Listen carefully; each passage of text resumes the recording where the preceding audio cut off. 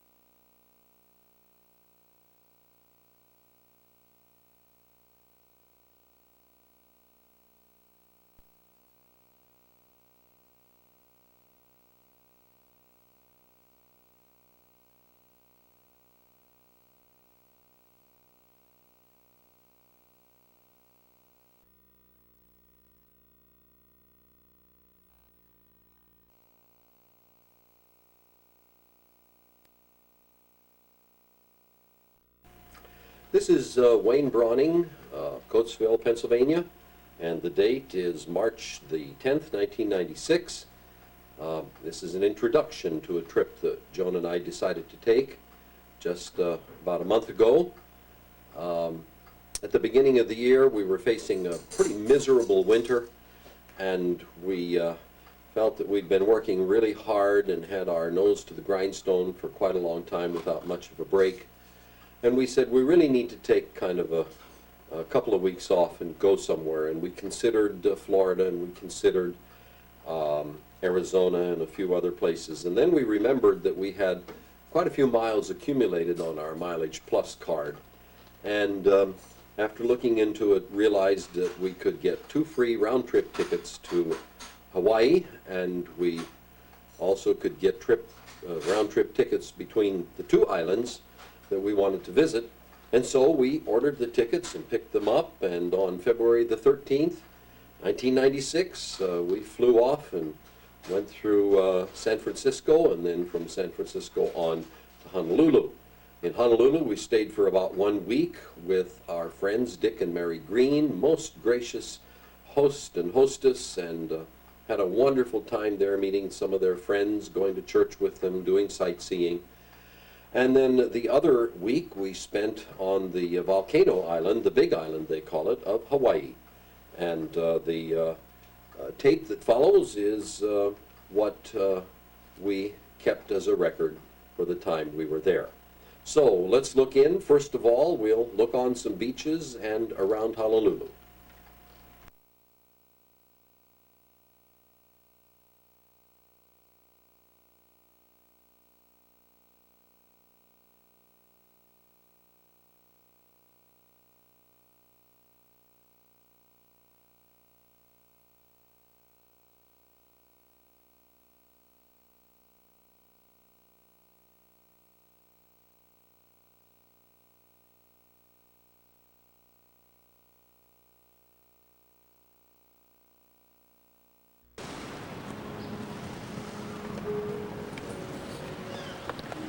Here we are on the famous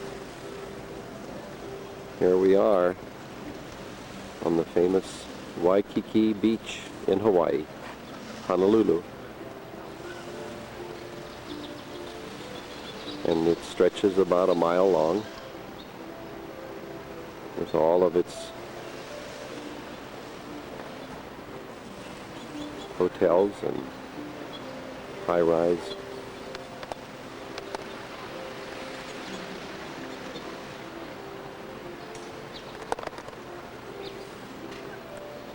We're beside a famous old hotel that's been renovated.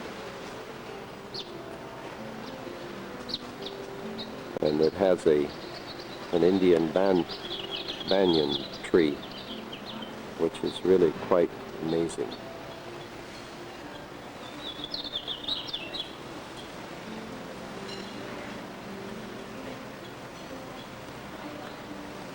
It's lovely here. And there's Joan. And beyond us up there is the famous Diamond Head Mountain, the symbol of this country.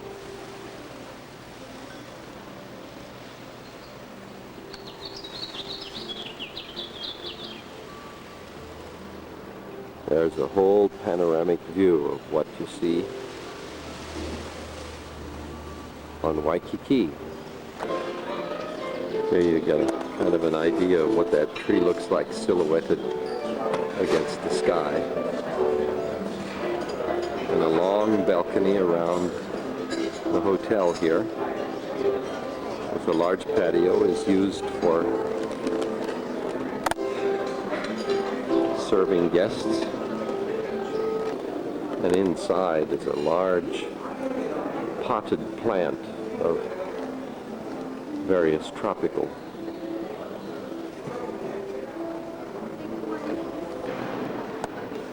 Once this lovely hotel stood almost by itself with a trolley car line running out front. And there it is on the beach facing the street, which is now built. Every square inch is put into either street, sidewalk, or shop and building or hotel. This shot was taken about 1918. Swimwear in those days was a bit different.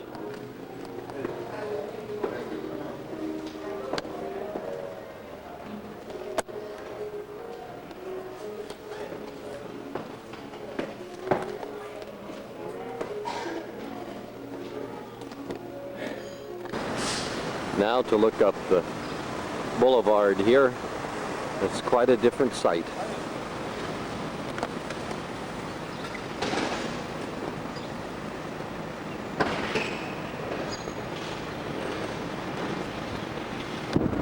Here east of Honolulu is Koko Crater, an old volcano inactive for many, many years, and we take a panoramic sweep showing how they've been using the various mountainsides for housing developments.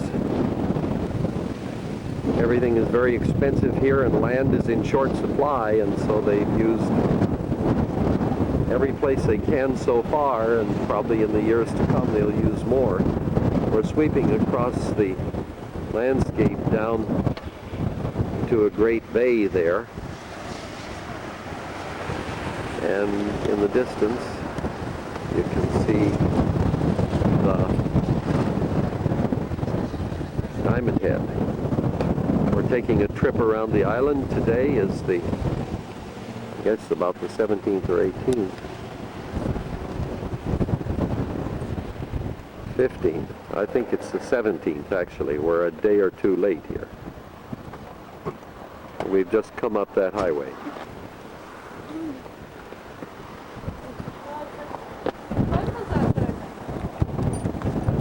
Just on the opposite side of the crater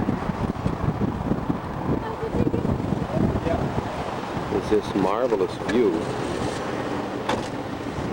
of the Pacific Ocean, panoramic here.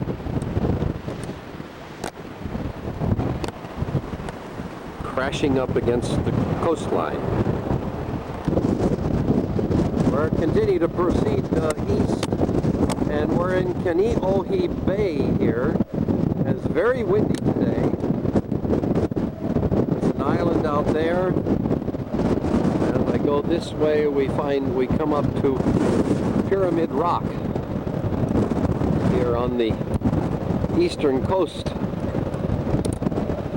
and over on that side is the Pacific, where a Marine Corps base is located. We've just come up that road there. We take a look at some of the surfers down there. I don't know whether they just haven't found the right wave or what, but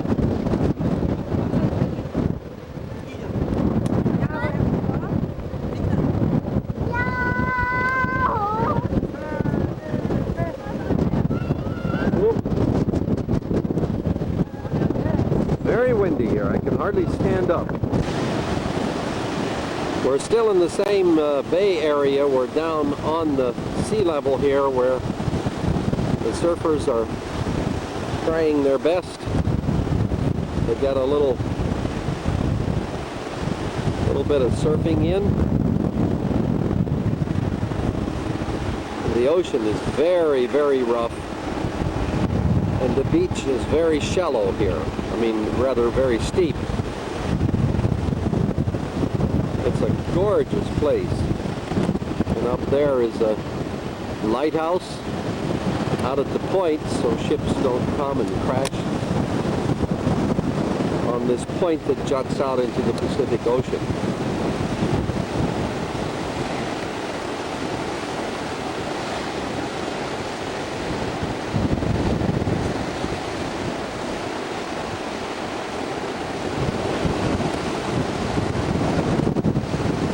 Almost a mile across to there, I suspect, and see the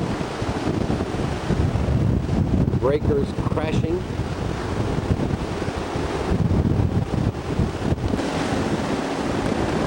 This apparently is the kind of surf that only very experienced swimmers can be in, because they've advised us not to try to swim in places like this.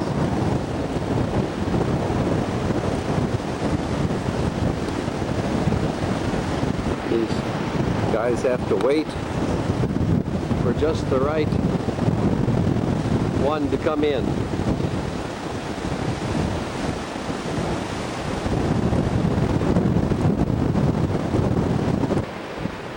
The whole area here around the beach is strewn with these black volcanic rocks. It's lava. That's what it is. Now we're getting right down to the beach level.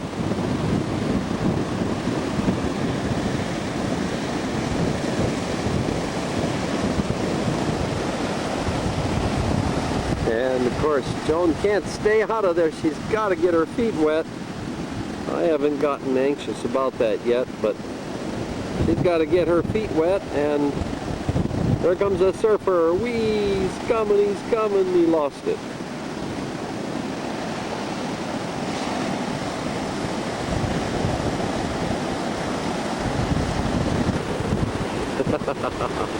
She's getting wet. There she is. I'm taking a picture of her taking a picture.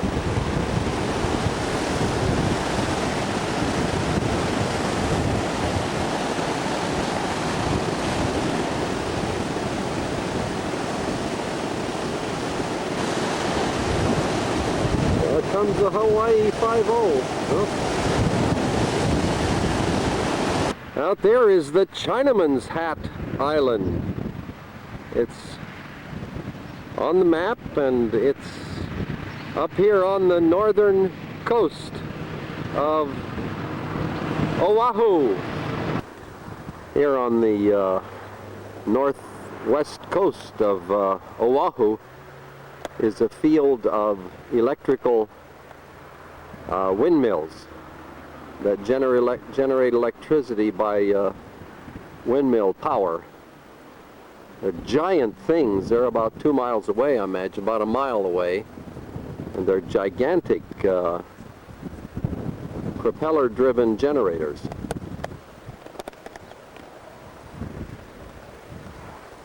We see them scattered throughout the countryside here so that the people will have electricity. We're on the northwest coast of Oahu, and we have here some of the biggest breakers I have ever seen. There's a guy coming in right there.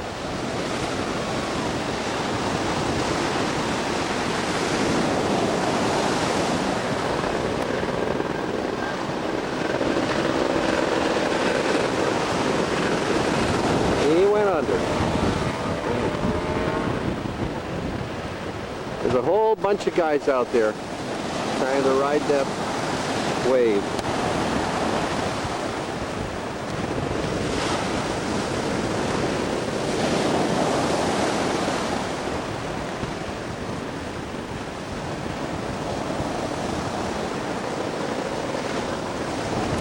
So it is all the way down this vast coast.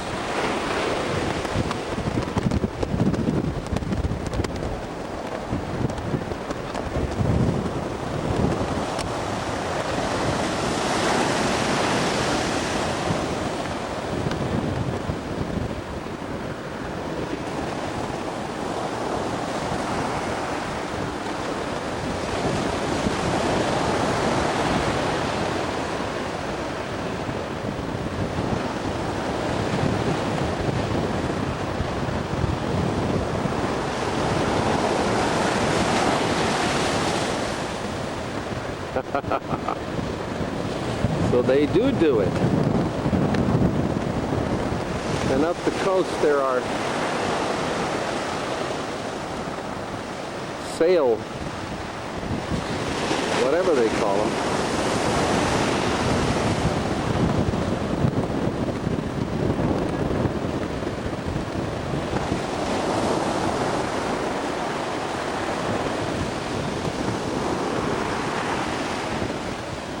That's an awesome picture here.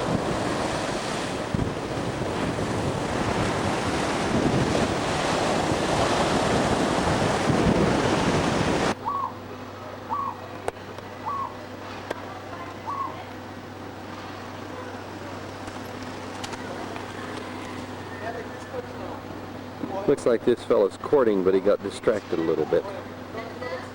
Yep. These doves are everywhere. Some of them are brownish and some of them are gray. But they are everywhere. We're going to go through here and see what this park is like. Always expecting how hope.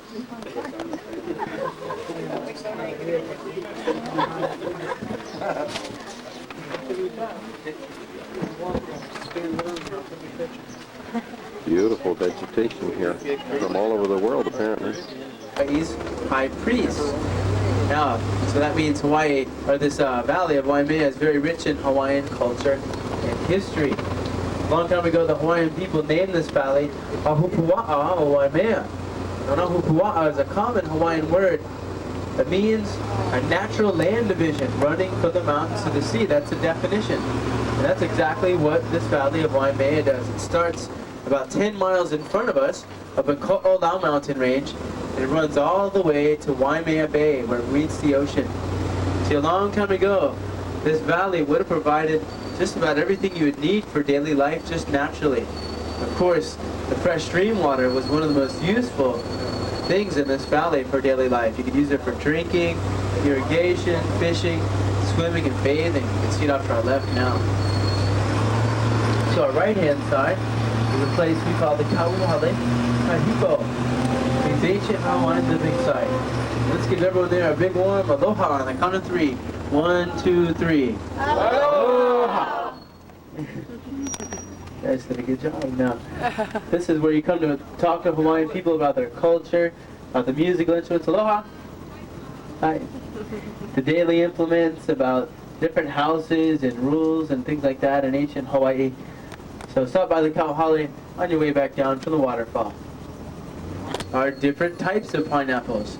There's more than one variety of pineapple, but only one is really edible. Now, pineapples are very closely related to air plants, which brings up something interesting. Pineapples, much like an air plant, don't really need soil to survive. They get a lot of their nutrients from the moisture in the air, and also from dead and decaying matter.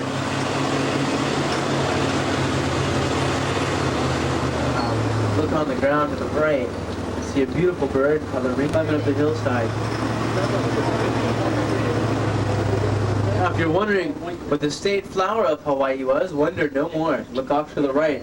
You can see up in the tree there are a few yellow blossoms of the native yellow hibiscus. Just off to the right, that's Hawaii's state flower. Now, that hibiscus we're looking at on the right is a true native to the islands. That means that it didn't arrive here through human aid. That means it was probably carried over here through birds, whether they swallowed the seeds or they were stuck to the bird's feathers. Birds brought the seeds of the native yellow hibiscus to Hawaii.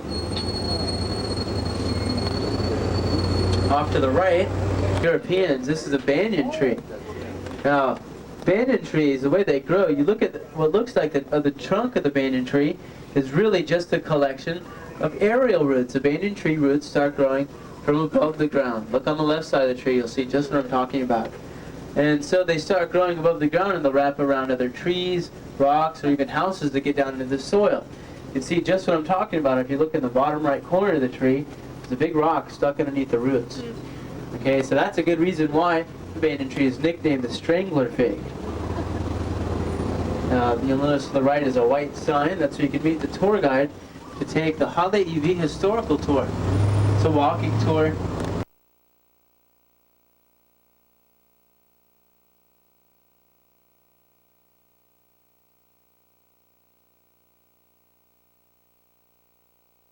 To the right we call the Upper Meadow. Very popular place on the island of Oahu for weddings. Many weddings held yesterday on Valentine's Day. You guys want to ride? Okay. And now you can see standing tall in this meadow with the canopy tops just to our right are monkey pod trees. They were introduced by foreigners to the islands. Common tree on the islands today though. And it looks like there's a hula that's ending right now, but the next one's at 2:45 in about an hour from now. Okay, now take a look off to our left at eye level. You can see the pink ostrich plume ginger. Just to our left as we make the turn. The ostrich plume, of course, is not an edible type of ginger. In fact, only 3 gingers in the entire world, cardamom, turmeric, and commercial ginger root, are edible. So the rest of the 1,300 are not edible, or nothing you find in the grocery store at least. To the right are a few wooden carvings. They're called ki'i in Hawaiian, and they're carved in honor of the Hawaiian gods. You look over to the very far right, and you'll see a carving with the word ku written on it. Ku was a Hawaiian god. He was the spirit of the land and of the earth. He had a lot to do with warfare. In the middle there's Lono. Lono was the spirit of the falling rain and thunderstorms. He had a lot to do with agriculture. And over to the left is Hina. And Hina was Ku's wife. She had a lot to do with Hawaiian customs as well. So, the gods in Hawaii were the elements of nature. Right now we're passing through the heliconia section. You notice a lot of broad green leaves here. Heliconia is Heliconia caribea. P14 to the falls. Okay, everyone, please remain seated. And this is it. We're reaching our final destination, the waterfall. We're in the middle of the Waimea Falls here, and there's a large stand of bamboo.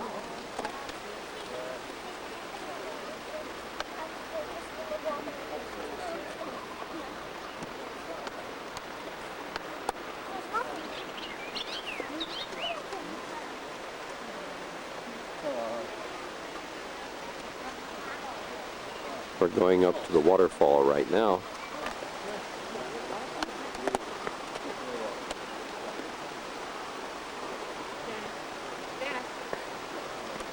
High mountains.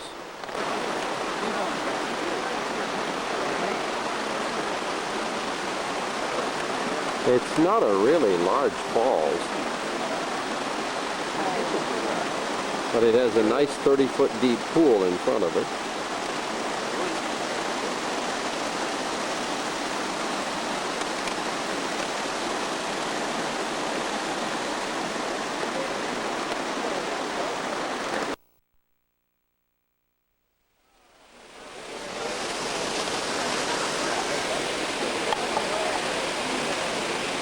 This is the crowd waiting for the skydivers into the pool, and if you'll notice, it's probably half Oriental, mostly Japanese, having a wonderful time.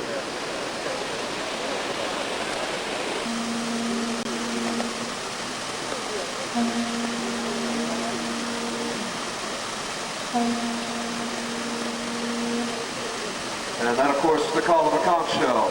Aloha, awinala, takane, wahine, amena, kamali'i.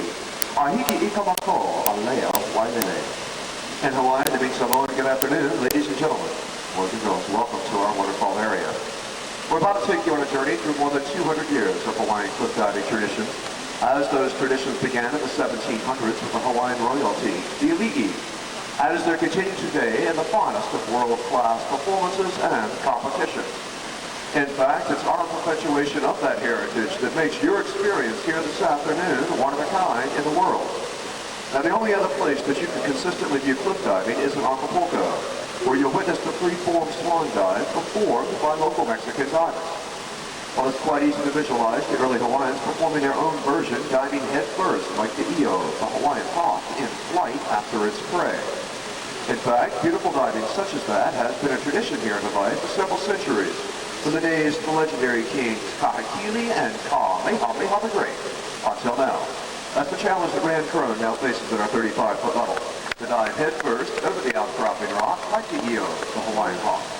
Watch as he performs his interpretation of Lu'okimomehe Mano Io across the Wailea.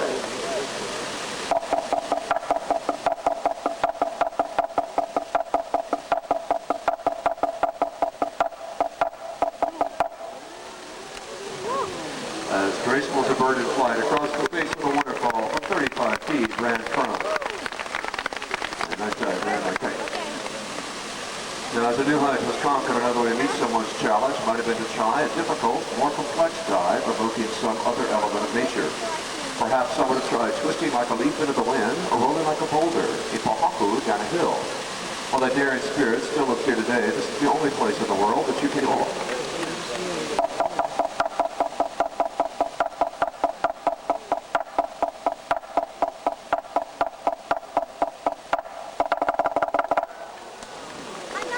Like a rolling boulder, a forward 2.5 somersault, Ben Jacobson. Exhibiting harmony of action and spirit in the air. One will be entering head first and one feet first. Lele Kapa. And if you've got your cameras with you, I suggest you get them ready to dive. Makes a beautiful photograph. And now, ladies and gentlemen, Rand Crone, Ben Jacobson, the tandem dive.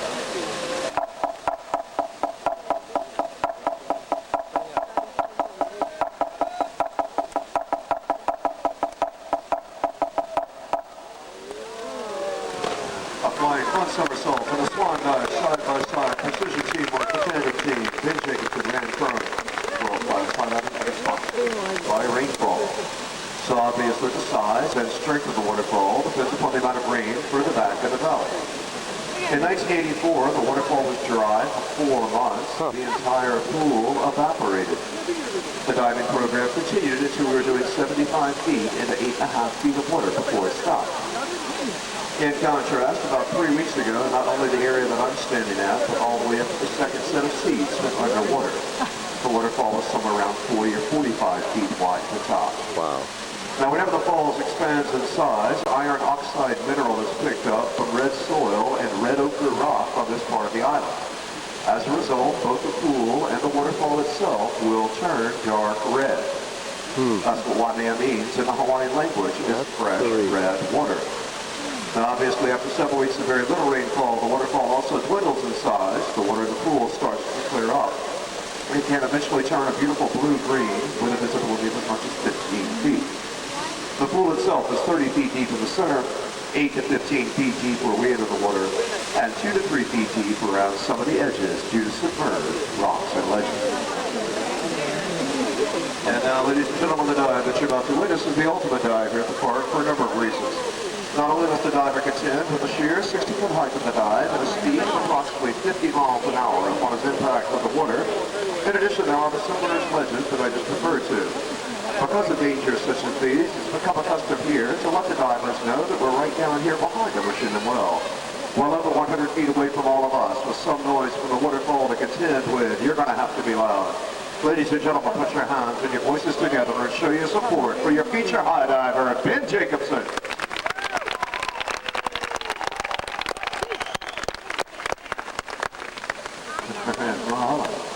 That's fantastic. I just appreciate that kind of send-off. Ben, whenever you're ready, take your time. Lama Pono, take care. Have a good dive. Ladies and gentlemen, Ben Jacobson, the 60-foot high dive. Without the blindfold.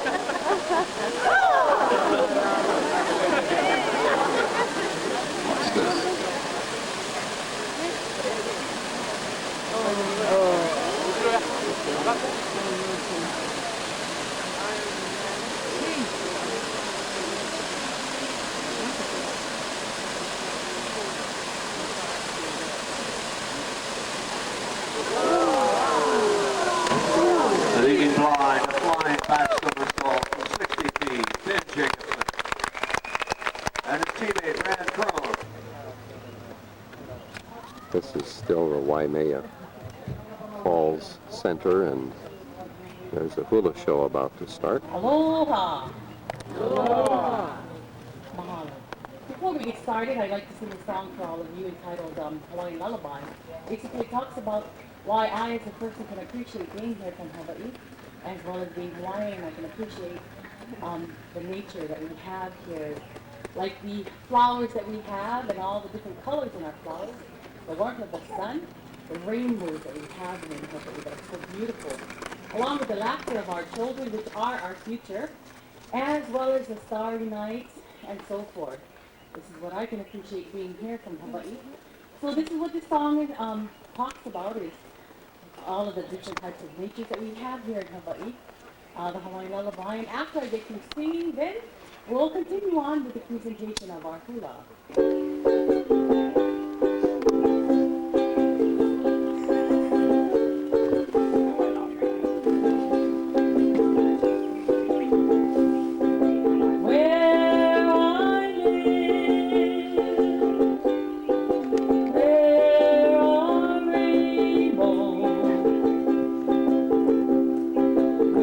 Like in the laughter of morning and stormy nights,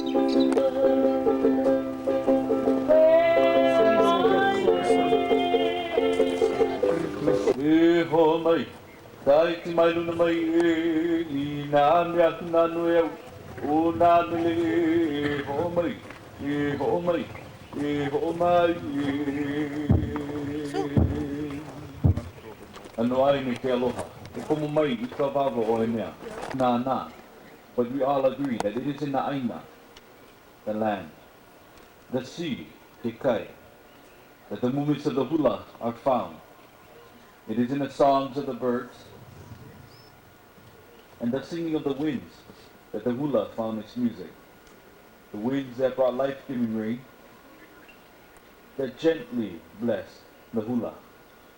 The hula reflected the power of the elements, the roar of thunder, the flash of lightning, and the eruptions of the volcano. The hula touches the heart of Hawaii, for as our last king stated, the hula is the heartbeat of the Hawaiian people.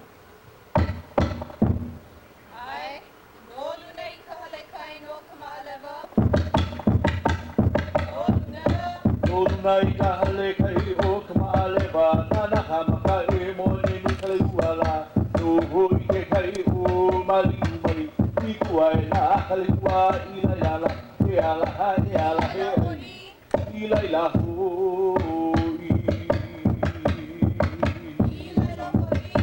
ila ila ho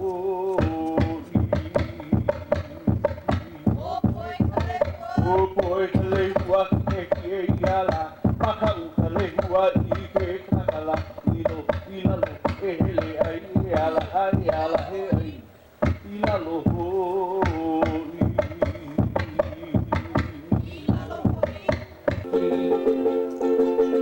Around the island we must go You take it oh so sweet and slow And when you dance to and fro It's just like the trees in the tropical breeze And now you learn to do the hula Like they do in Honolulu And when they are in Amiho To my honi ka ua wiki wiki To my honi ka ua wiki wiki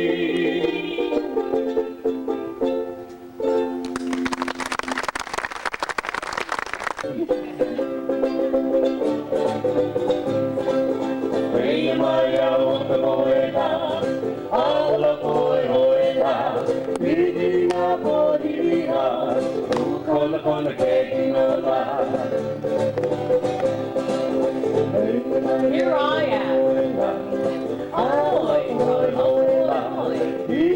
My toes are wide, my back is strong to carry my body.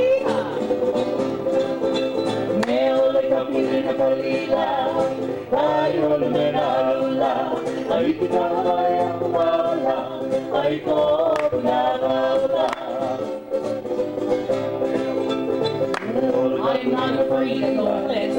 I climb over. Hello, Pagayone, Pagualone, Ito Operia isang lakas. Kakalihoyang ay kanan, haluan mo, halay, kawalubi. Naliway nea, uone kamuela.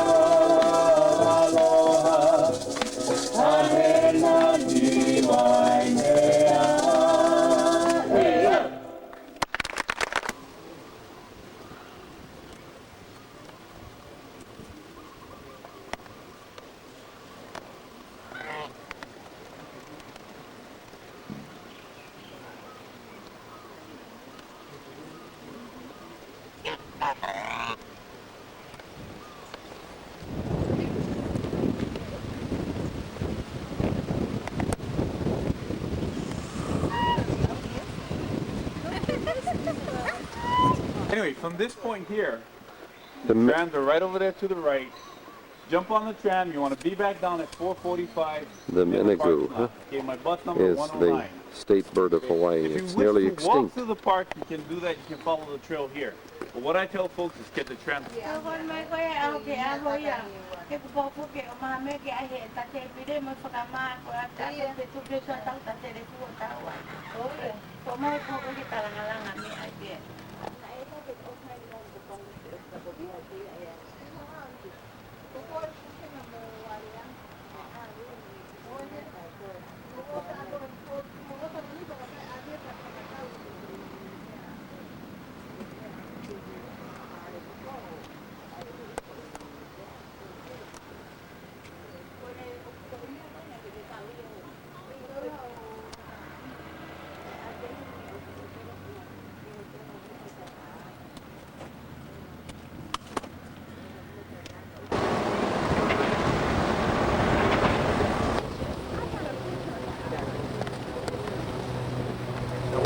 Let's be here.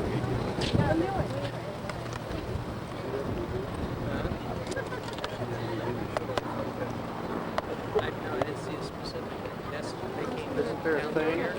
I always stuck the film in here. Oh.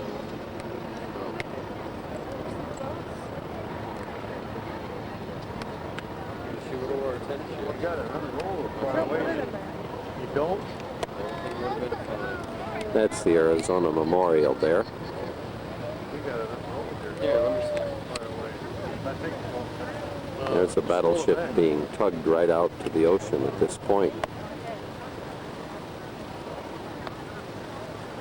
It's a beautiful harbor. Brandy, stop it, or you're going to be in big. It's a huge and beautiful harbor. The airport is behind us. Waikiki is behind us. And Honolulu, the entirety of Honolulu is behind us at this point, to the east and the north. In the theater, on the boats, or at the memorial. Please watch your steps in all areas of the program. Once again, those of you with ticket number 14, please proceed to the theater.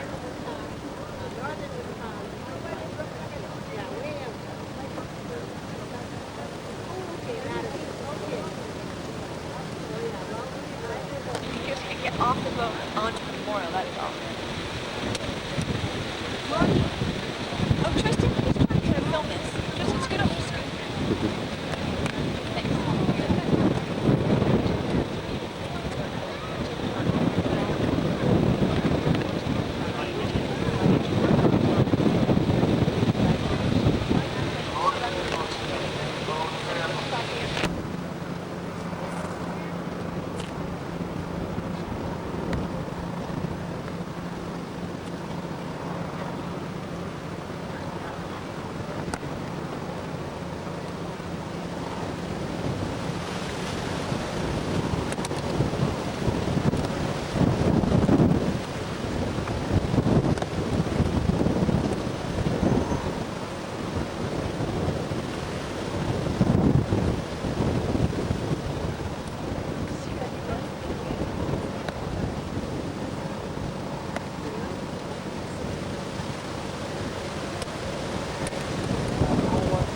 景就普通，即係如果你俾呢度計就，不過咧就係有紀念性，有紀念性。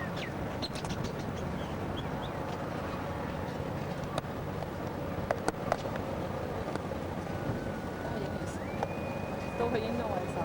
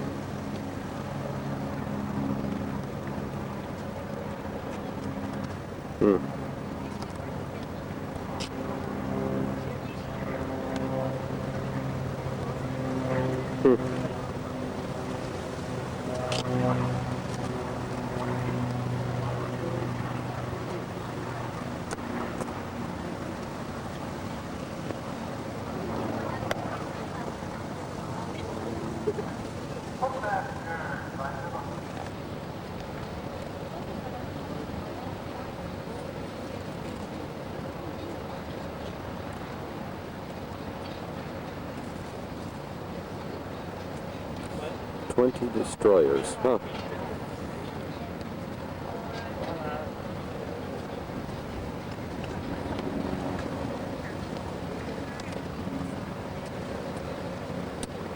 Wow. We were at Wheeler Field yesterday.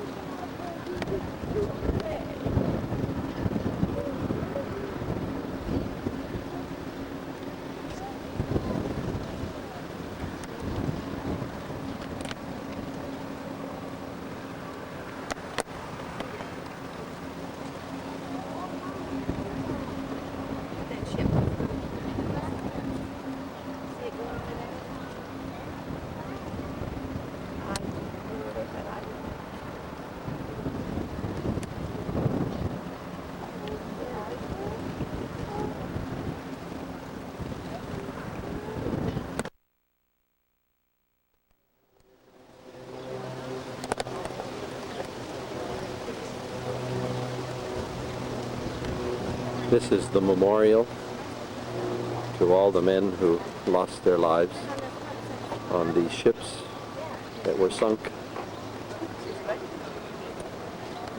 of the civilians, the fire department, the rank and rating of the various men.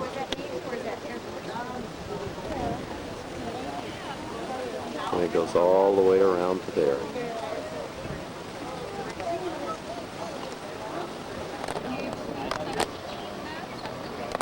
There's Pearl Harbor right there. That's where we are right now. That's the island of Oahu. Here's a model of the Arizona and where it sank, and then of course the memorial over the top.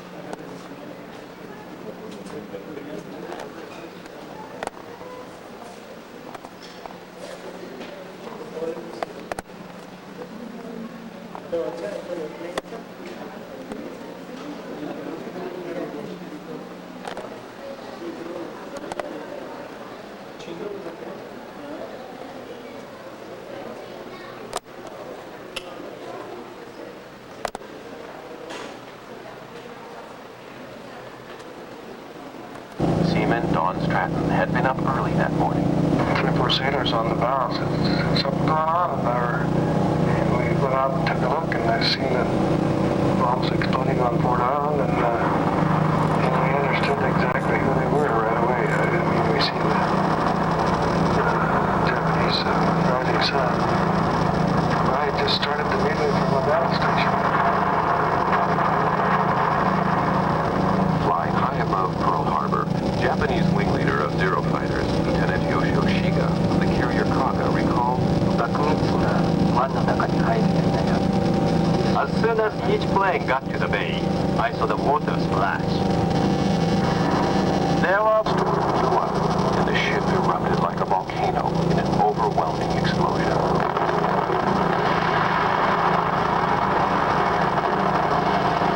The damage was so extensive that the water mains ruptured, making firefighting impossible. Within the ship, all communications were severed.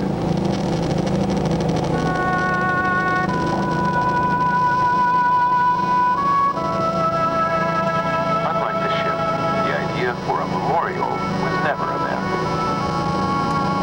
In 1949, the Pacific War Memorial Commission was established.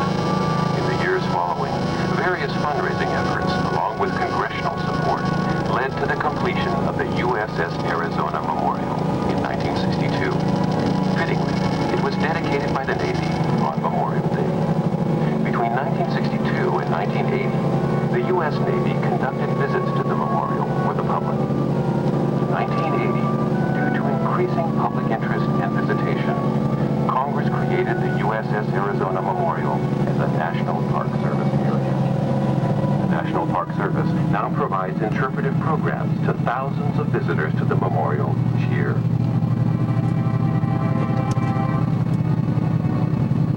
The memorial's design is unique. The architect was Alfred Price. He designed the memorial as a place of serenity and contemplation.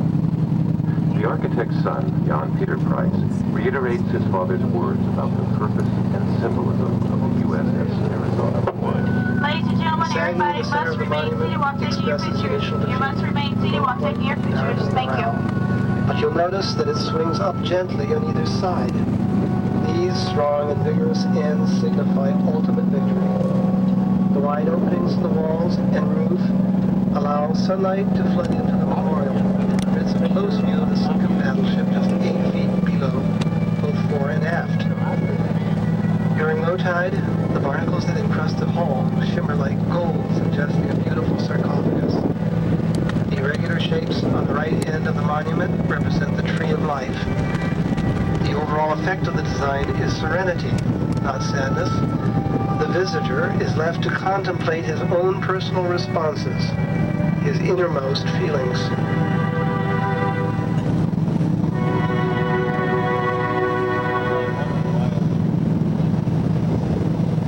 Ladies and gentlemen, please remain seated until the Navy crew members advise you to disembark.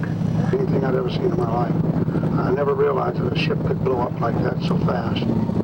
The bow just came completely out of the water, and when she settled down, she was just one great big fireball.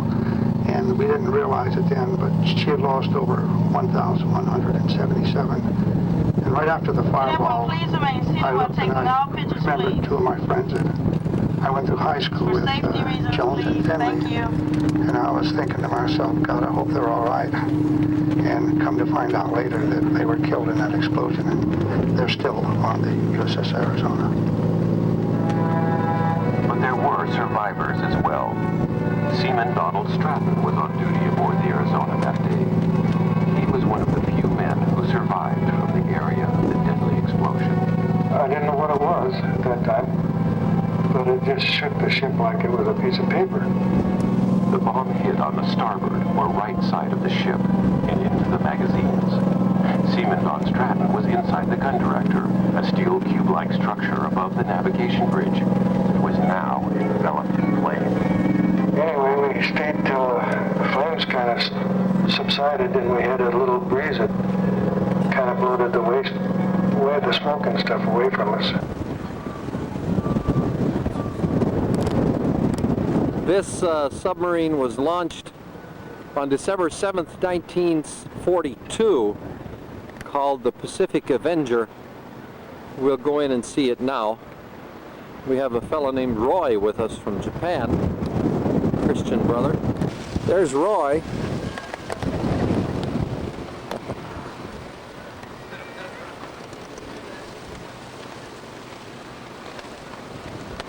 Torpedoes, dangerous things.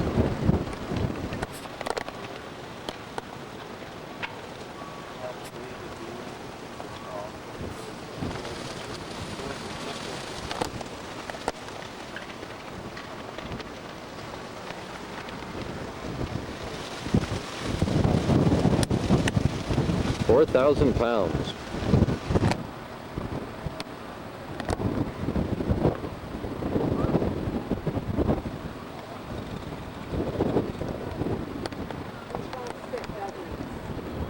These fit inside the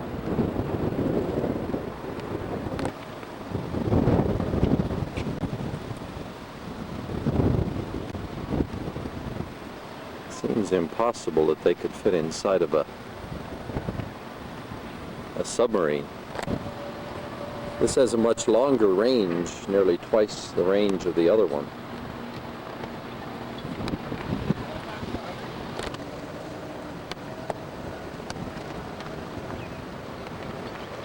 That's a big one.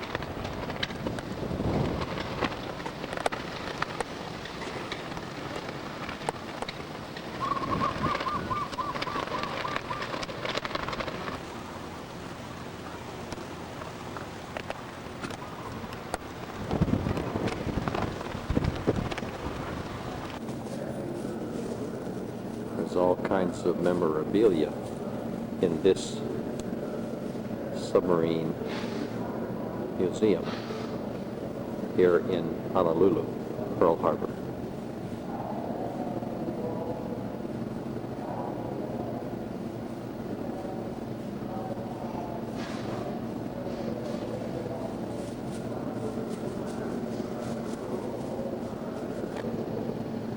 This is a beautiful cutaway model of the bowfin. It's the submarine we're about to go and walk through. It's got fore and aft torpedo launchers. And there's the engine room right there. There's some of the crew's quarters. More of the crew's quarters.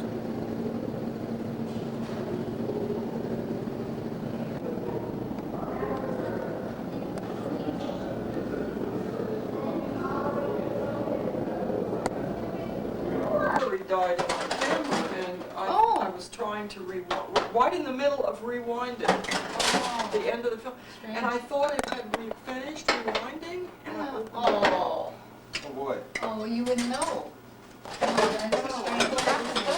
They need to have realize some what kind had happened. I thought it was finished. They need to open it up. Figure that out sometime. So all the There's Mary. photos were. No, it's just, what is this? The video. Oh. Yeah, we're gonna video. And there's Warfield over there doing his duty at the sink. Warfield. What's that? I see. There you are doing your duty at the sink, right? Camera. There you I are. see. You got the- Warfield from Tokyo. Speak a little Japanese there, Warfield, so we'll know. Say Ohio. Ohio. Good evening, konbanwa. What is it? Konbanwa. Yes. Yes. Whatever. Konbanwa. Konbanwa. It has a very deep meaning. It says, This evening. as for evening, it is. Right. That's all it means. As for the It is. You can say anything then. Roy, I never got your last name. Hank. H-A-N-K? H-E-N-K. H. Hank. Okay. All right. It's almost like two last names. Yes. It's almost like two first names. Yes. And there's Hello, Dick, Wayne. our great host. All right. Ready to go out into the terrible winter weather? Yeah, well, that's right. Here, you have to All get of a our short heavy while you're jackets at it. What an attire. And barefoot yet, Well, too. you have to be prepared for everything. In Tokyo, mini skirts are the style. Oh, really? It's in the winter. A fur coat with mini skirts and boots. Yes. And so here they got this much of nothing. They got boots and a fur coat on top. That's the winter style every year. Summer style is jeans, and so they're hot in the summer and cold in the winter. That is strange. Why don't they wear jeans in the winter? It's not it's not not the style. style. Well, the style is everything. Is Nancy going with us? Yes, we're going off to To dance. dance, the Israeli dances. Well, it's obvious Where's she when you, dancing? yeah, it's obvious when you see the Japanese kids here, the girls, that they are very stylish, Yeah, they're very conscious about what they wear. very, very stylish. Okay, we're on our way. Cross and pause. Roy is trying to teach some of the young people of the chapel here Cross. some Israeli dances. Behind, cross, pause. Left, behind, cross. Okay. Right, Yemenite. Left, Yemenite. Okay. Right, behind, cross. There's Dick Behind, Crean cross. Right, and behind, Nancy, cross. his daughter, behind him. Left, Yemenite. Right, Yemenite. Left, Yemenite. Right, Yemenite. Left, Yemenite. Great. Right, behind, right, swing. Left, together, left. Right, left, right, swing. Left, right, left. Right, behind, cross, swing. Left, together, left. Forward, back, together, then part two. Right, behind, cross, swing. Left, together, left. Right, behind, cross, swing. Left, right, left. Right, behind, cross, swing. Left, right, left. Right, behind, cross, swing. Left, right, left. Right, forward, side, back, step forward, right back, right forward, right back, together, down, now up, left, side, back, step forward, right back, right forward, right back, together, down. Behind, cross, swing, left, right, left, right, behind, cross, swing, left, right, left, right, behind, cross, swing, left, right, left. Right, left, right, swing, left, right, left. Right, side, back, step forward, right back, right forward, right back, together, down. Left, side, right, left. Right, behind,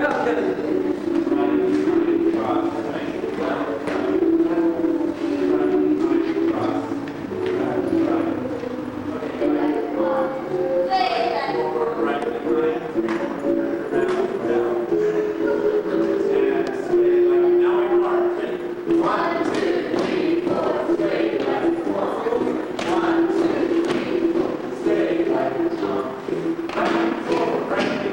round, down.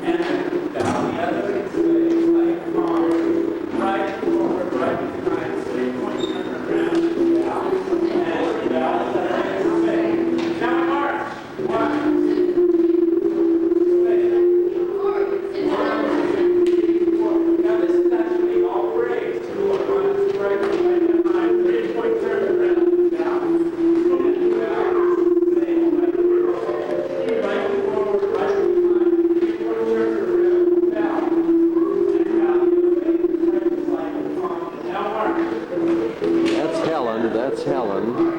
Helen has found most of these kids from non-Christian homes and has brought them here to the church.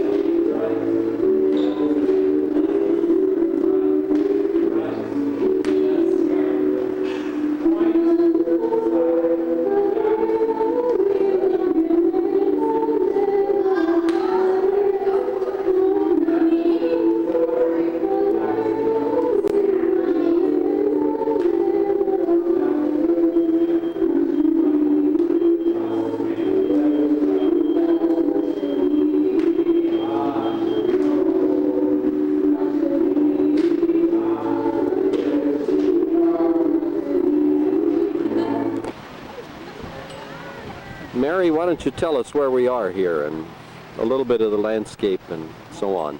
Okay, we're at Hanauma Bay, and this is on the leeward side of the island of Oahu. We're just a short distance from Honolulu, and this is a really picturesque bay, as you can see. And one of the big features are the many, many colored fish in the water, so it's a great place to snorkel. Today is cloudy, very unusual for Hawaii, of course, but this is a winter day. And so we'll try getting in the water and seeing the fish. We will see fish. We know there are so many here. It's not quite as good viewing as when it's sunny, but you can see the waves are coming in, and there are parts of the bay that look dark, that's where the reef is, and parts that look lighter, that's the sand bottom. And in that area, there are just lots of different kinds of fish. So we're going to introduce the Bronings to Hanauma Bay. And this is a washed out crater, I understand, right? That's right.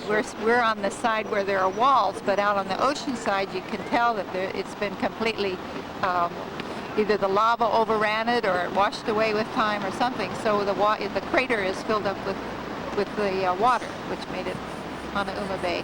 And this is Coco Mountain, is it? This is Coco Head. Coco Head? And then in back of Coco Head there is Coco Crater. Uh-huh. So there are actually two mounds, so to speak. That's it over there. Coco Crater is behind us. Clear over here. Yep. Yeah, right there. Oh, yes. It actually has a crater in it, and they rent horses in there. You can go horseback riding on the trails in there and that sort of thing. And this is on what side of the island? This is what we call the leeward side. The other side is the windward side. So we're looking, when we're looking across the Hanauma Bay, we're looking essentially west. Uh-huh. Okay. Very good. Out toward Japan, I guess. Yes, you have to go a little way, but that's where Japan is. Okay, that's great. Well, maybe we can get down and see what's going on. From a native, from a national.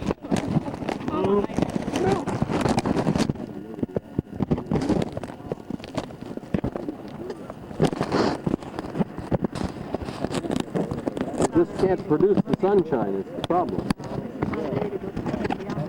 I should guess nobody can do that.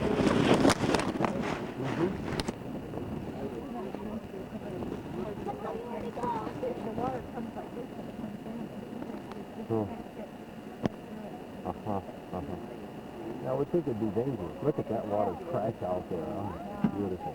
And walk out along here. It's not like you can do it, but it's very well traveled. And there's a big hole out there, and the ocean comes up with that. They call it the toilet bowl. And it's very dangerous. We went back on the airplane one time, and this young lawyer was in the front.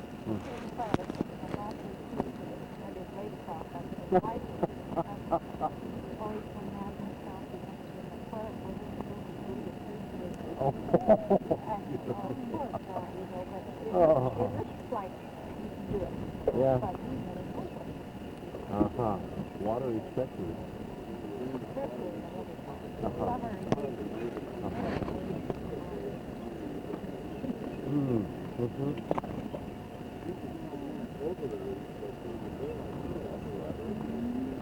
Are we going to go down on the beach side? Yep. Yep.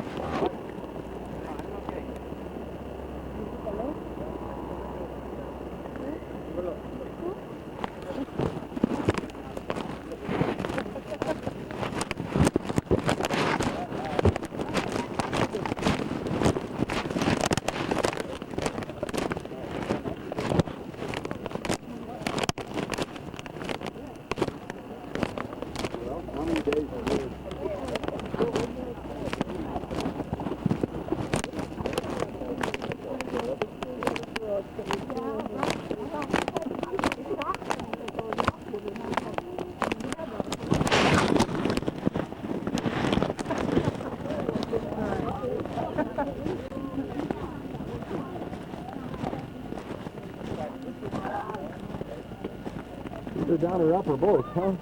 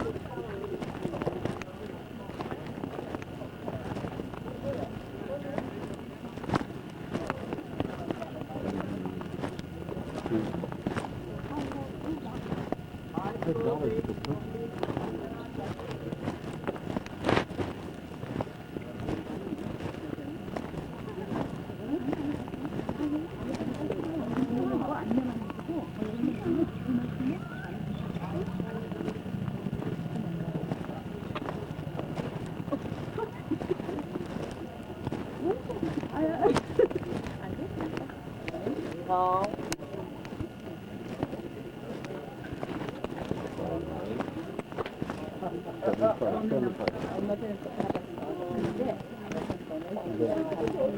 Can you walk down and ride up, or you want to do both?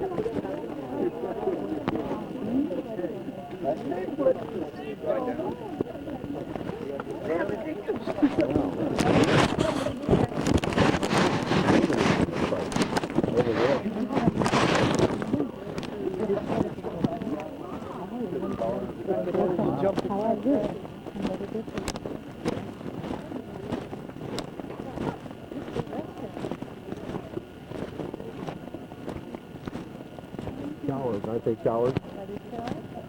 Perhaps. It's beautiful.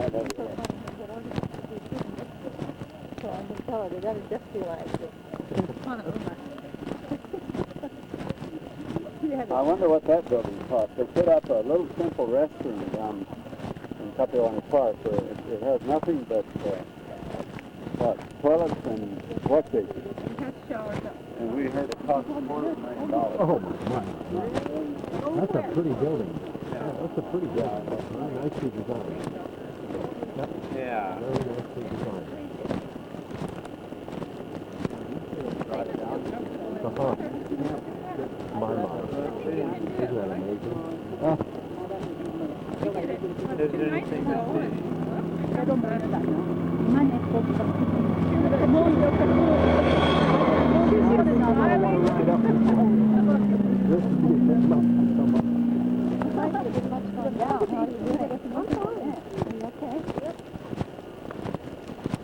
A lot of people's water. It's not going to be too bad. Yeah, a lot of people are trying it. Mary, I don't think I've ever seen it so rough. So rough. I mean, usually if you walk out here today, you wouldn't want to do that at all.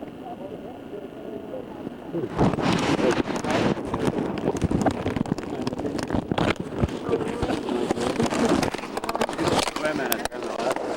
We got into it.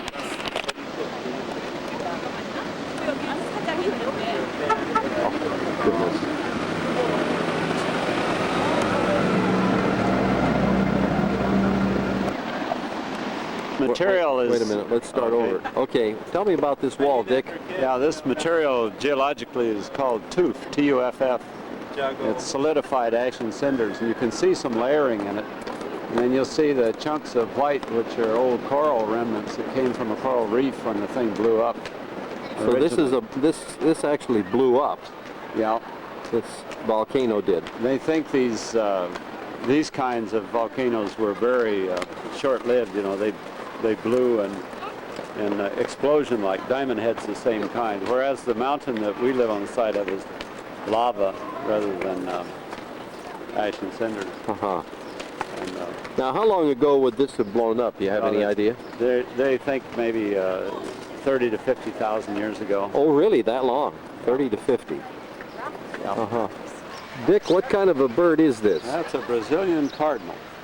They are beautiful. They may have come in as cage birds, you know, and then And gotten escaped. There are a out. lot of birds like that around that were originally cage birds and got loose, and they do real well here. Found their way into the wild. Right. We know what these guys are.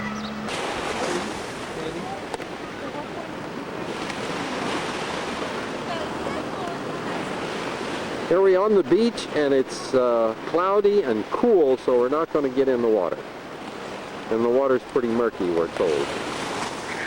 But it is really quite a scene out there to watch those breakers come up.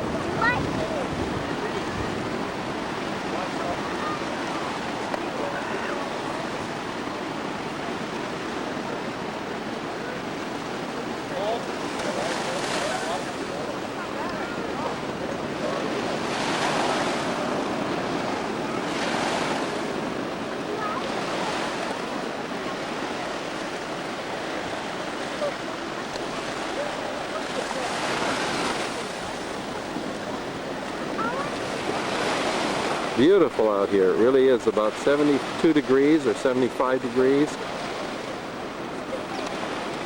We're going to go try another. That's funny. Is he, what'd you say? The only one in the keyhole. She turned around Oh. and looked. When the wave hit her. Careful, Joan. Careful. She's, Down a little farther. well, it's rough on the bottom. It's hard on the feet. She's going to be mad at me for taking this shot. Oh, dare you take a picture of me. The only one in that wild, wild ocean. Oh, yeah. Yeah, she'll feel better doing that.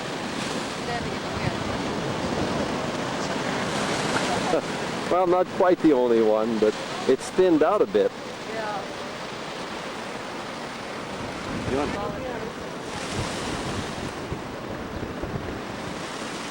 We're watching the point, hoping that a wave, as it sometimes does, will go all the way to the top. There was one a minute or two ago.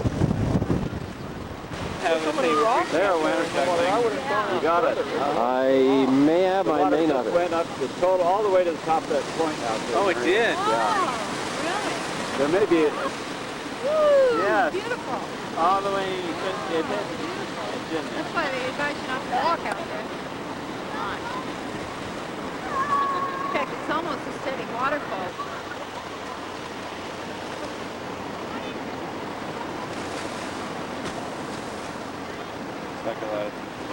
Now this today, Mary, I wouldn't. Now, Mary, this is opposite Coco Crater, correct? Yes, it's right. I say in front of it, kind of. Okay. Somewhat. Yeah. And what are we seeing there? We're seeing, well, it's called the blowhole, but it's a tube through the lava. That's when the waves come in, the ocean water shoots up, and of course, the bigger the waves, the bigger the the blow. And they're pretty big today. Yes, and actually it's quite powerful that once in a while when it's looking more tame, people have gone down there and dangled their feet in it, and that proves to be a mistake. It's very powerful, actually, both in the spurting up and the sucking out. But nobody gets sucked out through the hole. There are instructions not to go down there, but it looks innocent. Today it doesn't look very innocent. There it goes.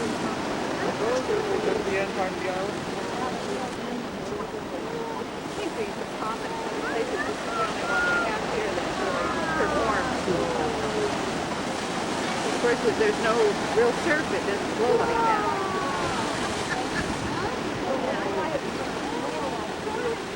Beautiful. That's pretty impressive.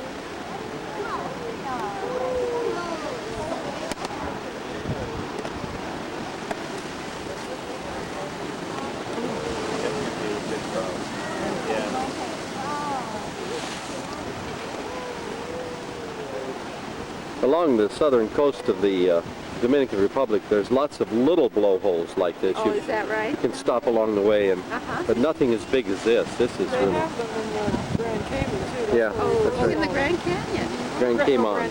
Oh, Cayman, okay. What is that island across the way there, Mary? That is Molokai. Okay. Molokai is a long island, and it's very dry on one end and very wet on the other end. There's some ranching and some farming. It's small compared to this island or most of the other islands, but it's a nice island. But it's known because that's where the colony for the lepers is, and it was established back in the 1800s by the Catholic priest Father Damien. Actually, no, it was not established by him. It was a place where the lepers were forced to go. They had leprosy, and they were just dumped there, so to speak, and some of them didn't even make it ashore when they were let off the barges in the water. But it was a terrible place. Catholic priests did that? No, I'm not telling a story. No, I understand. Well, I understand. I'm only kidding.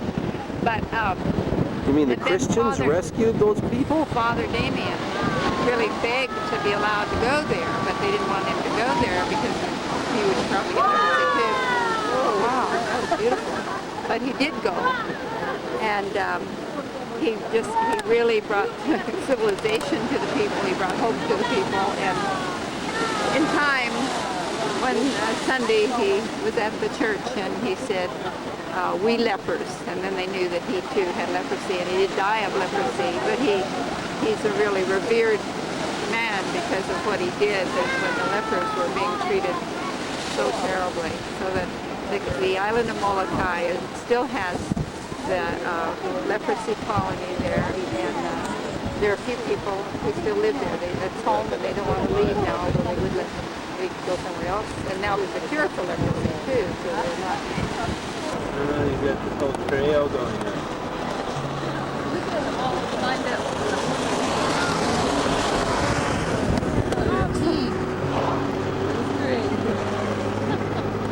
Mary, we're here on an overlook. Dick, would you tell us what this overlook is here? Yes, this is Nu'uanu Valley, Pali. Pali means cliff. And this place is famous not only because of its beautiful view on the other side that you can't see yet, but when Kamehameha I conquered the other islands, when he came with his troops to Oahu and entered into battle with them, they fought their way up Nu'uanu Valley until the king of Oahu and his troops all fell off the Pali. They chased them off the Pali, killed them along the way. So you'll see when you get to the other side, it's a drop-off of a couple hundred feet. And this is kind of like in the center of the island. That's right. Okay. Between actually, it's part of the Ko'olau Mountains. It's a break, actually. This valley cuts into the Ko'olau Mountains. Let me go take a look. Who are these two ladies? Have a good hold onto your camera. Over to our left is a needle point.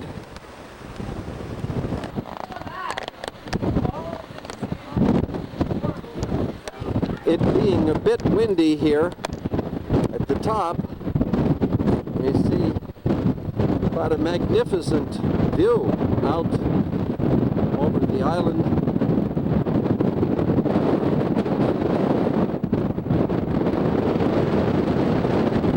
Small village, small city there. Back again here to the needle point. Feels like it's about 60 degrees.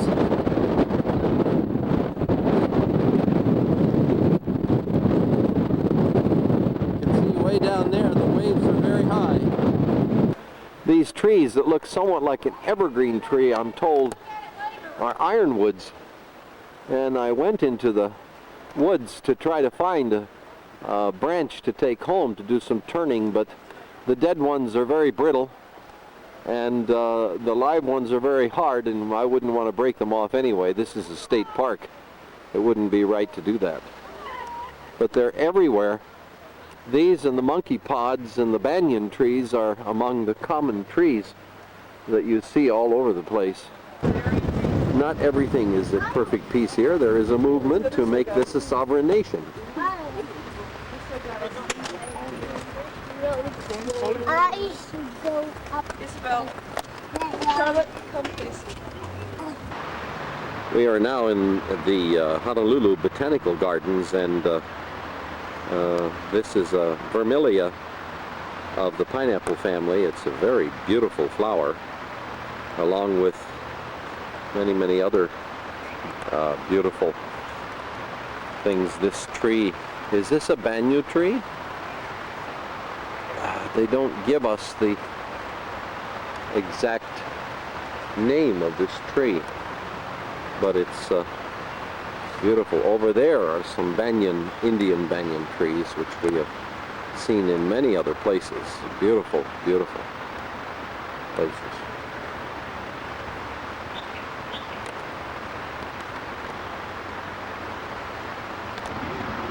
Orchids growing in the wild.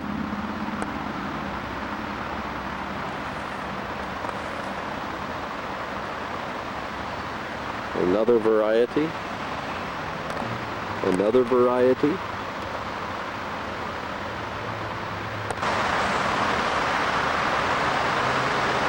We're right near the expressway here, but there are many beautiful flowers. More orchids. And more orchids.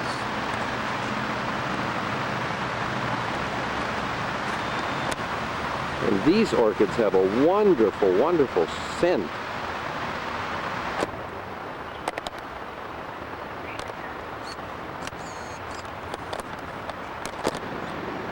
Only God can make a tree like that. In fact, any tree.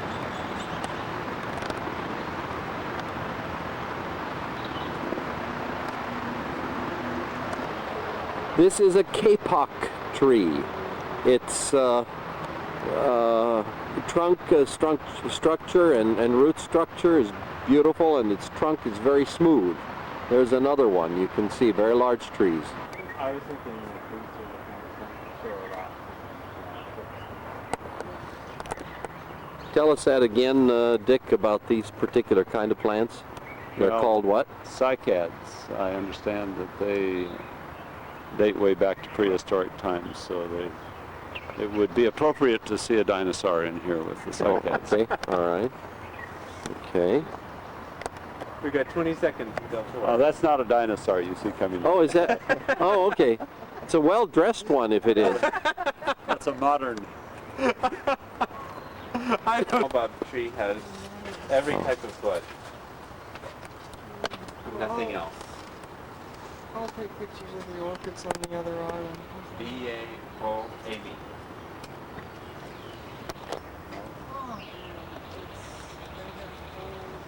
Wow. Whole big thing. Beautiful. It's like a big room just full of orchids. These are all behind glass, but they're still very, very beautiful. This giant tree is an African baobab, B-A-O-B-A-B tree. Huge tree. See how large that trunk is. This is a Plymouth Brethren type fellowship, and it's Sunday morning, the 18th of February, 1996, in Honolulu, Hawaii. We've had a wonderful gathering here, and it's like the melting pot of the Orient, really almost the melting pot of the world.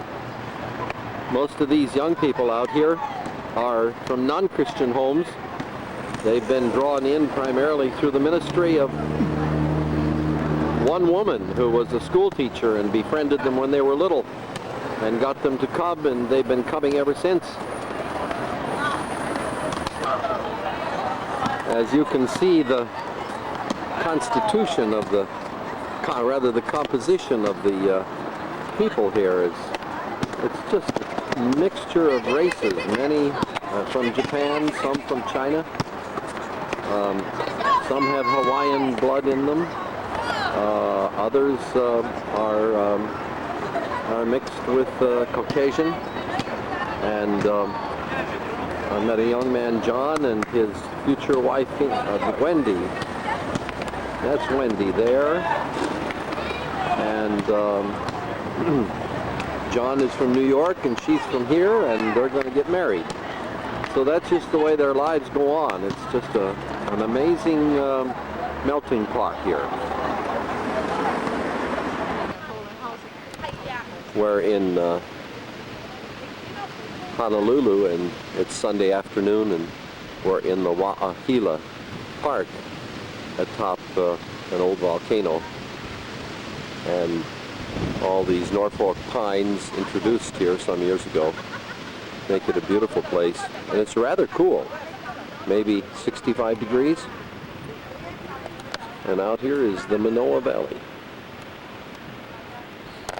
University has an arboretum. You see up there, and there's sort of a break in the trees. About, you have all the houses and some trees, and there's a break in the trees.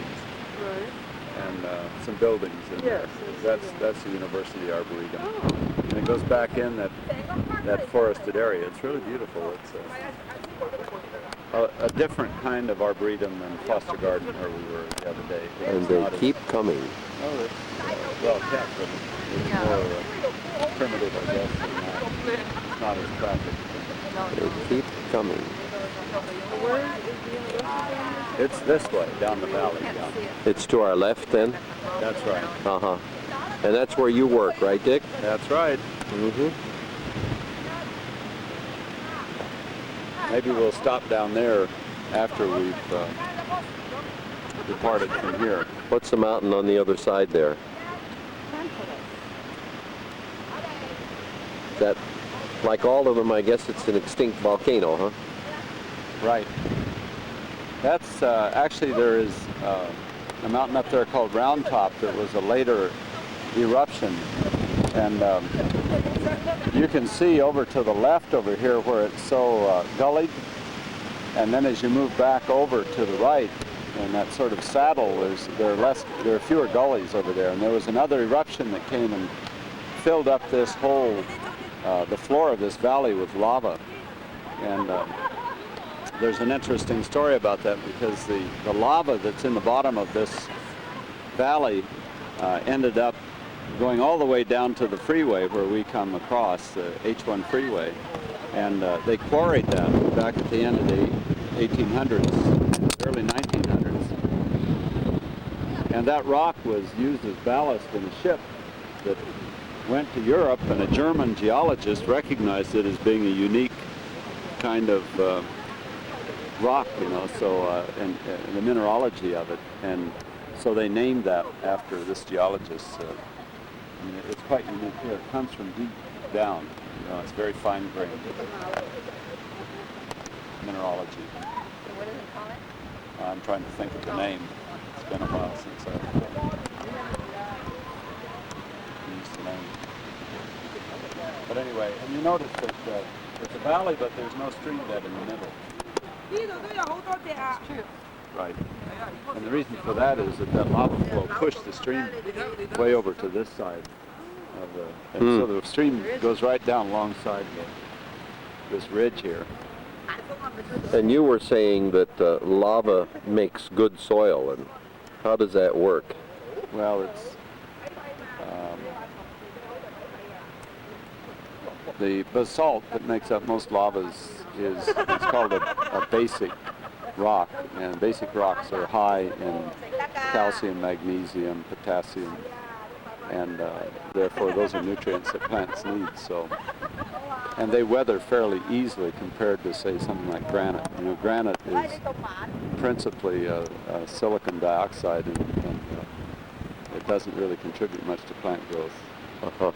And it doesn't weather well at all. It takes a long time to break down, doesn't it? That's right. Let's see, Mary, we should point. You'll see, like the furniture, our coffee table and those chairs and we sit in there, that's koa. And koa is the best known wood here. It's a hardwood. And this is a little dinky tree, but you'll notice those are not true leaves. And this tree doesn't have the true leaf, but this is like almost like a petiole, that comes out, and then the leaf is on that. So they have what they call a juvenile leaf, which is the true leaf, and then they have this, whatever this structure is, but it's not a true leaf. So sometimes you see the young trees will have these little juvenile leaves, and it's a leguminous tree, so it fixes its own nitrogen. But they grow into massive big trees, and they've been logged. They made canoes out of them, and they made furniture out of them, and now that they've just about logged the koa out of the forest, and most of it's on the Big Island. So when you're down there, you can look for trees with that kind of leaf, because especially when you get in the higher elevations, there's still a lot of koa. Yeah, sing-song name. It's a pretty name. What is it again? Ohia lehua. This one right here? This tall one here, and you'll see these up in Volcano if you remember that leaf shape. And sometimes they have beautiful little red flowers. It's kind of a wispy flower, one with a lot of they're not petals like. It's a whole lot of little. It almost looks like a bunch of stamens, doesn't it? But real delicate flower, and some of the wild birds feed on those. They get the nectar from them. If you go with the ranger, he'll tell you the things that nature is good to do that. So it's Monday morning, the 19th, and we're getting a tour of Chinatown here with the help of a man and his son whom we met yesterday, and this is the Chinese Plaza. Last night was Chinese New Year, and there was great celebration throughout the city, and now we had an opportunity to come here. There's a Buddhist shrine here, Shinto shrine actually, I think, here, where people are coming and presenting their gifts and offerings, hoping for good luck for the coming new year. Buddhist it is.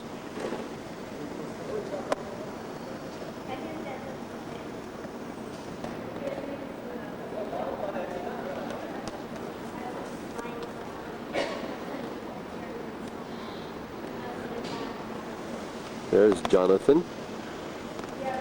Jonathan's had locked his keys in the car yesterday, and we happened to be there and took him to his house, and Jerry, his son, and he wanted to do a little good deed for us, and so he's taken us to Chinatown.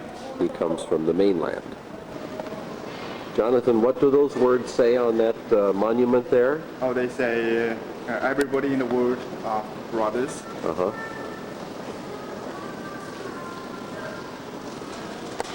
Interesting. Very nice. And on the other side, you also see they have words. They have words engraved in each side of that monument.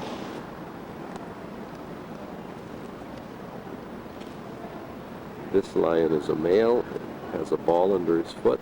This lion is a female with a baby near her front foot.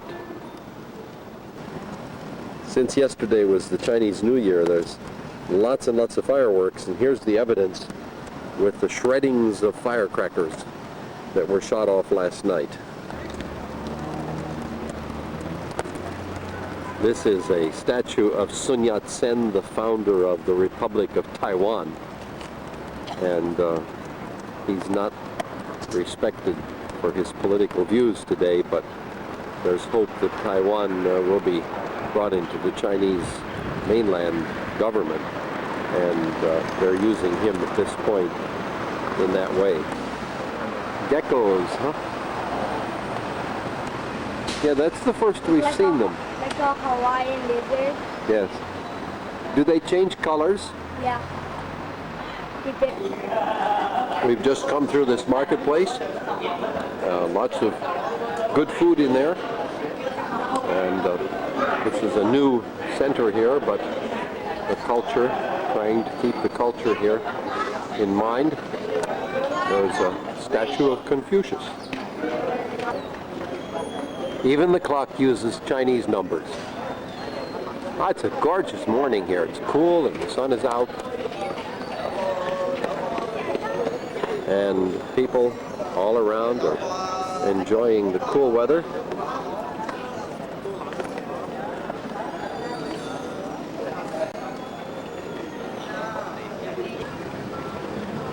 Okay, Jonathan and Jerry just dropped us off here at the Aloha Tower. It's the welcome center for the harbor. And we're going to spend a little time in the market here and then go to the beach or aquarium or somewhere else. And we are having a real good time on this beautiful Hawaiian day. As you can see, it's still morning. So we have the whole day left here on this island. Now we're at the top of the Aloha Tower, and we're looking over the city and the harbor. This tower used to be the highest structure on the islands, and of course now it isn't anymore. You can't even see Diamond Head. It's all covered up with condominiums. Beautiful, beautiful harbor.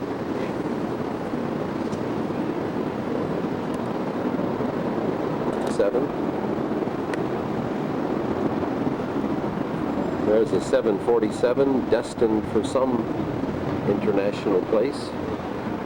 The airport is over to our right. Moving across the harbor, we have beautiful, beautiful blue-green water.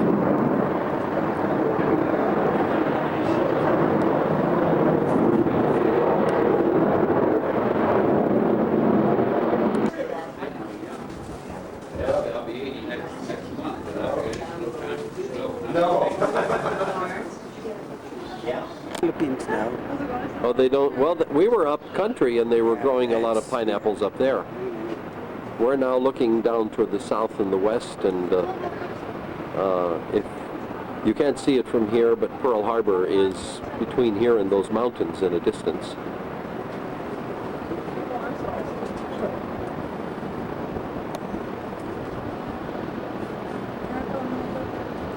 And Honolulu is behind us there. We'll see that in a moment. I'm told that the pink hospital out there was the landmark that the Japanese used when they came over the mountains to head straight for the bay, for the harbor. With the pink hospital out there in the distance, we're now looking more to the north. And we see Honolulu in front of us, a city of about 800,000 people.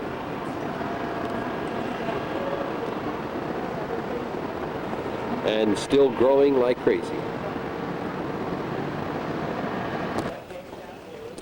We are at the Honolulu Aquarium, and our first attraction is the monk seal. There are 3, I think, here. They're enjoying the warm sun.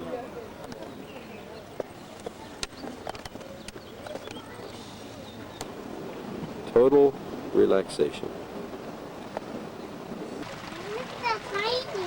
This is called the Living Coral Display, Living Reef Display. Look at that waterfall!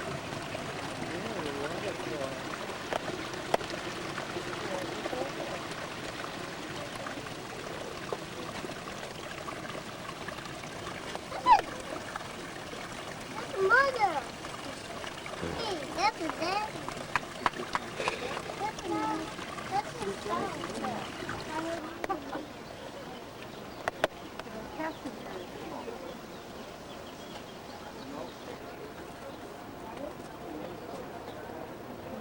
Tropical fish of so many different colors.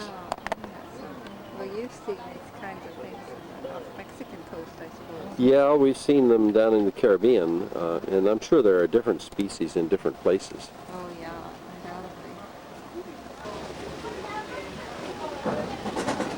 undoubtedly. The mahi-mahi is the state fish. And there's a display of them here.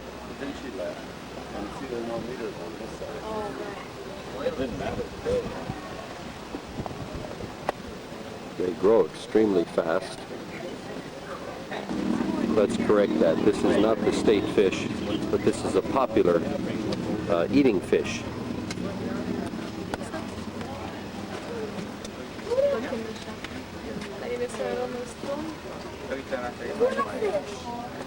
머리가 이렇게 Oh, that's his ugly, right? No, it's tuna fish. It's nice. That ribbit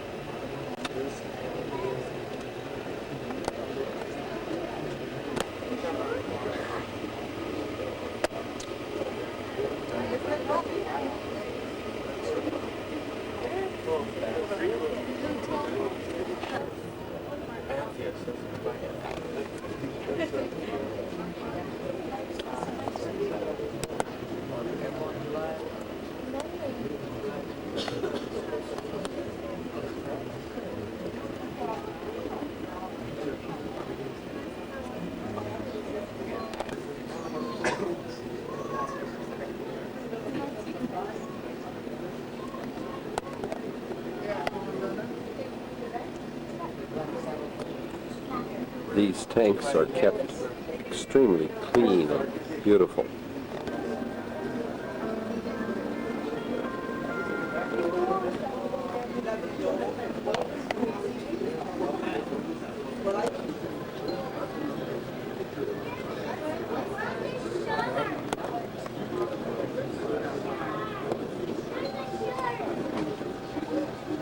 Looks more like a reef than a fish, it says.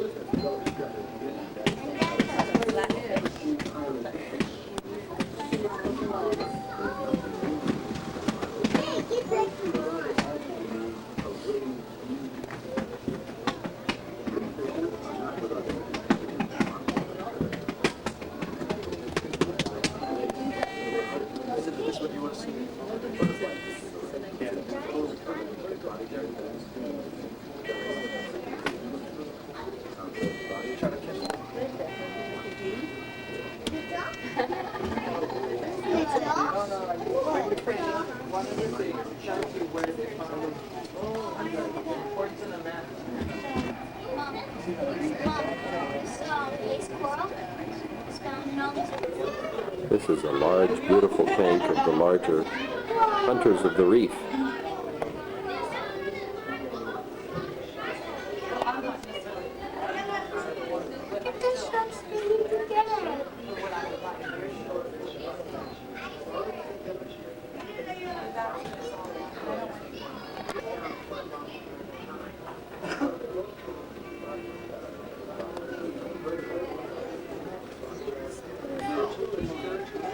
Look at this.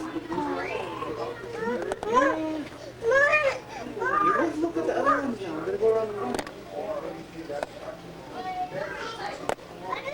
That's what I caught. What is that? Mom, that's what I want. It's a tremendous source of enjoyment, but from the moment we enter, we are visitors in order and respect. Its power is incredible. We still have much to learn about China. This is a turkey fish. The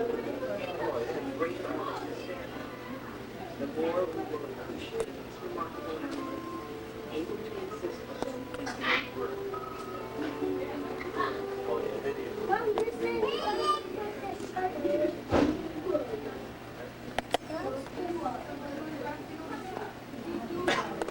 We have here a zebra mari eel. Isn't he ugly looking? Come up.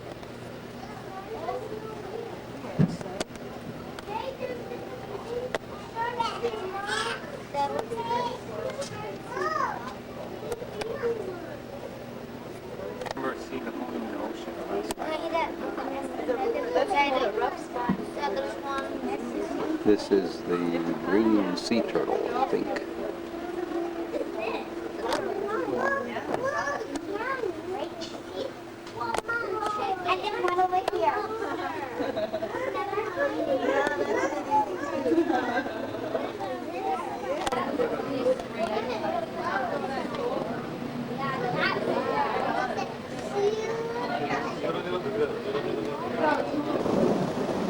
Waikiki Beach on a rather cool and breezy day.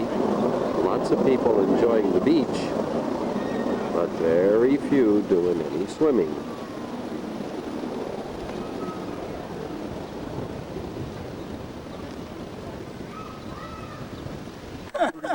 My friend from San Diego on Diamond Head. Hi, guys. Very good. With Mary. Hi. Mary's getting us up these long steps here. They're ahead of us now. That's huge flight. How many steps? There's one spiral. Actually, 99 or something? There are more than 99, but in one flight there are 99. Okay, well, we're going up to the bunker, which we can't hardly even see here through the trees. There it is, right up there. Yeah, it's not very far Okay, away. we've already been walking for about 25 minutes. We'll see you at the top. Yep. Sure. I think so. We are on the top of Diamond Head, Okay, guys.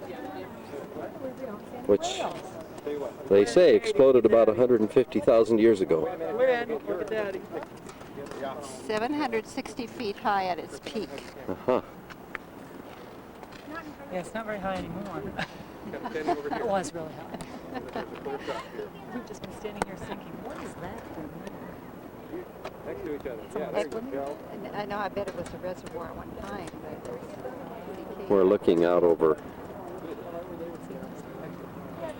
the community surrounding the crater and the Diamond Head. Passing over toward the west, there's a large golf course there, and Waikiki Beach starts around there and just keeps on going. And there's the main development of Waikiki right there, and Honolulu is beyond there, over that way.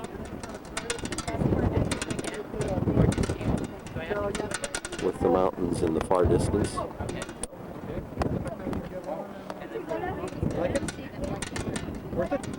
And over there, far away, is the Pink Hotel, the Pink Hospital, which the Japanese used as a marker to come in.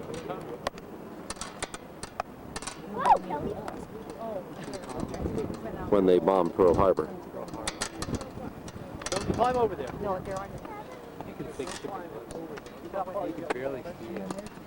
Well, pretty far, but see how far the rock went? That's probably as far as I went. And over there are Coco Head and Coco Crater. And over there is that other island with the Pacific. And there's a crater working its way along. Very windy up here. It's even affecting the autofocus. Here at the top of Diamond Head are World War II bunkers that were used to observe any enemy activity and guard the island. Built right into the solid rock. The final picture up here on Diamond Head is from inside the bunker, looking out into looking out over the ocean. I think there are, what, 3 or 4 levels of bunkers up here. Is that what these are, bunkers? Really? We're on our way to the island of Hawaii. Looking out the plane window, you can see the island of Maui, where Dick Green went this morning for some business.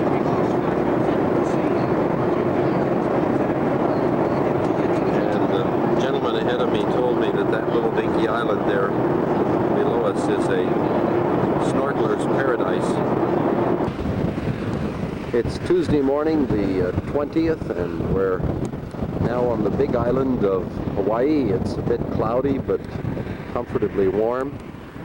So far, all we've seen is lava and the ocean.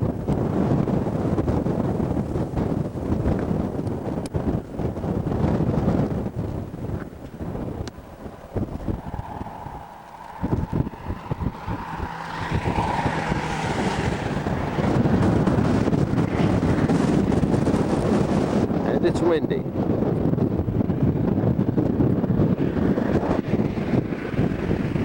a whole circle, and we see west and the north, west and the north on the big island here, and we've come to an access, public access. They call it a beach. But I can't believe anybody'd really want to swim here. Look at all the lava. Look at all the lava. What you got? Got a crab. Look at that. There you go. Very good. Sure. Oh, you got one of those. They don't bite or anything, huh? Nope. What is They it? really like us. Do they really? They're all... We have a water thing up in our house. We're putting lots of crabs in there to have friends. Really? My goodness. Do you live here? Friend family. Do you live here? Here? Uh-huh. No, up there. Up in the next time. Oh, okay. Is it fun to live here?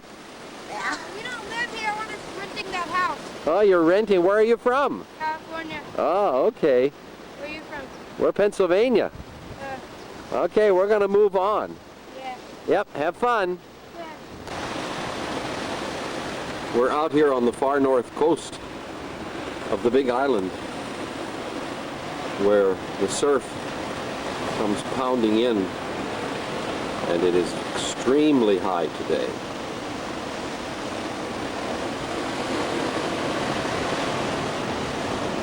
One of the men up in the town said it's beyond surfing.